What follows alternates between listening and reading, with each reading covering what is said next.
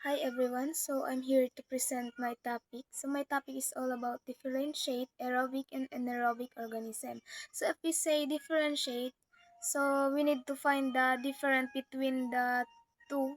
So we need to find what is it. So the first is all living organisms need energy to survive. Energy is used for movement, growth, reproduction, repair, and maintaining body function. Organisms get energy from food through a process called cellular respiration. There are two main types of organisms based on how they produce energy. So the aerobic organism and the anaerobic organism. So the next slide is what is an organism? So an organism is a living thing that can grow, reproduce, respond to an environment, and use energy. Organism can be human, animal, plants, fungi, bacteria, or all organisms need energy to stay alive. So this example is represent a living thing because it grow and reproduce and respond to its environment and gayusin daning energy ang human, animal, and plants, etc. So the next slide is what is an respiration? So respiration is the chemical process by which cell break down glucose to release energy in the form of ATP. So ang respiration po, siya po yung chemical process kung saan yung cell ga-break ning glucose para mag-release ning energy. So ATP is called the energy currency of the cell because it power all cell activities. So there are two types of respiration, the aerobic respiration with oxygen and the anaerobic respiration without oxygen. So in this next slide, we find out what is the differences between aerobic and anaerobic organism. So this is my main topic. So first, what is aerobic organism? So, aerobic organism are living things that require energy to survive and produce energy. So, ang aerobic organism po, siya po yung living thing na kakaipuhan ng oxygen para mag-survive and mag-produce ng energy. And they use oxygen during cellular respiration to completely break down glucose into carbon dioxide and water. So, ang aerobic po, gayus po siya ng oxygen during cellular respiration para po makompleto yung pag-breakdown ng glucose into carbon dioxide and water. Aerobic organism produce a large amount of energy because oxygen allows full breakdown of glucose. So, ang aerobic organism po, ga-produce siya ng large amount of energy. Dahil po si oxygen ga-allow po siya mag-breakdown ng glucose. So, napuful niya po mag-breakdown ng glucose. So, example po nito is human, most animal, plants, and many bacteria. So, sinda po yung kakaipuhan ng aerobic organism or sinda yung kakaipuhan ng oxygen para mag-survive. So, the next one is anaerobic organism. Anaerobic organisms are living things that do not require oxygen to survive and produce energy. So, ang anaerobic naman po, siya po yung living thing na day nagakaipuhan ng oxygen para mag-survive and produce ng energy. So, they break down glucose without using oxygen. So, ga-breakdown po siya ng glucose na day gakaipuhan ng oxygen. So, anaerobic organism produce less energy compared to aerobic organism because glucose is not completely broken down. So, ang anaerobic organism naman po, ga-produce po siya ng liit lang na energy compared duman kay aerobic na large amount siya ng energy. So, because glucose is not completely broken down kasi po, 'di ba, yung sa oxygen siya yung ga-breakdown ng glucose. So, sa anaerobic po baga, di siya ga-required ng oxygen kaya baging less lang yung na produce niyang energy. So, ang example naman po nito is Clostridium bacteria, some parasite yeast during fermentation. So, let me define the very important to this two. So, ang aerobic requires siya ning oxygen para mag-survive and produce ning energy. While the anaerobic naman, di siya gakaipuhan ning oxygen para mag-survive and produce energy. And the next one, ang aerobic naman is gayo siya ning oxygen during cellular respiration para makomplete o matunaw ang glucose into carbon dioxide and water. And sa anaerobic naman, daigayos ning oxygen para matunaw yung glucose. And the next one is the aerobic organism. Kaproduce siya ning large amount ning energy cause gayos siya ning oxygen na itunaw ning kompleto ang glucose. While the anaerobic organism naman, gaproduce siya ning less amount ning energy panuman dai natutunaw ning kompleto yung glucose kaya less energy lang yung sa inyang napoproduce. While the one is large amount naman ng energy ang sa inyang napoproduce. Ang example po ba ganing anaerobic organism is Clostridium bacteria, some parasite, and yeast during fermentation. So, Clostridium bacteria, the parasite Giardia, lambia, and yeast during fermentation are anaerobic because they can make energy without oxygen.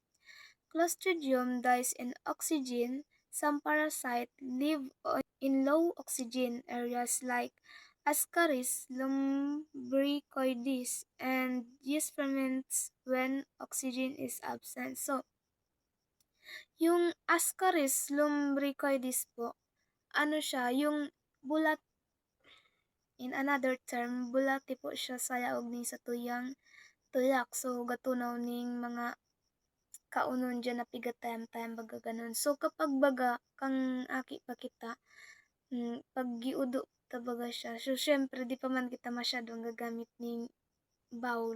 So, magaudo kita sa baba. So, sa daga. So, pag naobserbahan taman po baga yung yung uod na ito or the bulate na kapag na-expose na siya sa oxygen o sa hangin, padit-dit siyang baging na gagadan. So, ganun po. Nabubuhay siya without oxygen. Tapos, kapag na-expose na siya sa oxygen, maging dahan-dahan na siyang mamamatay. So, next slide na kita. So, aerobic respiration process. Aerobic respiration happens in a mitochondria of the cell. The process breaks down glucose completely because oxygen is present. So, aerobic po, nangyayari po siya sa satuyang mitochondria. And breaks down siya ng glucose because oxygen is present. So, there are three main stages: glycolysis in cytoplasm, Krebs cycle, and electron transport chain in mitochondria. So, these three main stages po is topic na siya ni si John. Kaya, di ko na siya kayo puan pang i-explain. And the energy produced up to 36 to 38 ATP per glucose molecule. So, because oxygen is present, a large amount of energy is produced, and the byproduct are carbon dioxide and water. The process follows this general equation. Glucose plus oxygen reacts with carbon dioxide plus water plus energy. So, ang energy produce lang po ng aerobic respiration is up to 36 to 38 ATP per glucose molecule. So, 36 to 38 lang po. And because oxygen is present, so large amount po ng energy ang napoproduce niya, and yung byproduct po niya is carbon dioxide and water. So, ini po yung general equation po ning aerobic respiration. So the glucose plus oxygen reacts with carbon dioxide plus water and plus energy. So yan po yung sa inyong general equation. So din yun pag ring 1. And next slide naman kita is the anaerobic respiration process. So anaerobic respiration happens in the cytoplasm of the cell. The process breaks down glucose partially because there is no oxygen. So ang anaerobic respiration lang po, nangyayari siya in the cytoplasm. And yung process po ng pag-breakdown niya ng glucose, baging partially or dit lang ganun because there's no oxygen. So there are two common type, the lactic acid fermentation in human muscle during intense exercise. So 'di ba pag masyado ng intense yung sa tuyang pag-exercise na mamati ta dyan yung mga muscle tabaging namamanhid na ganun. So duman na po malalaog si lactic acid fermentation. So maski po pag nangangalay na kita during the intense exercise, baging igwa pa rin kita ning diet na energy duman dahil po ito sa anaerobic process. So linawin ko lang ang anaerobic po is hinahati ng enzyme ang glucose at habang hinahati ito may nabubuong kaunting ATP or the energy kahit walang oxygen. 2 ATP lang bawat glucose. So ito po yung ng itong energy na sa tuyang na produce ta maski na daining oxygen or nangangalay na kita dahil po yun kay anaerobic. So ito nga po yung 2 ATP. So the next one naman is glucose reacts with lactic acid plus 2 ATP. So iyan na po ngani. So alcoholic fermentation in yeast.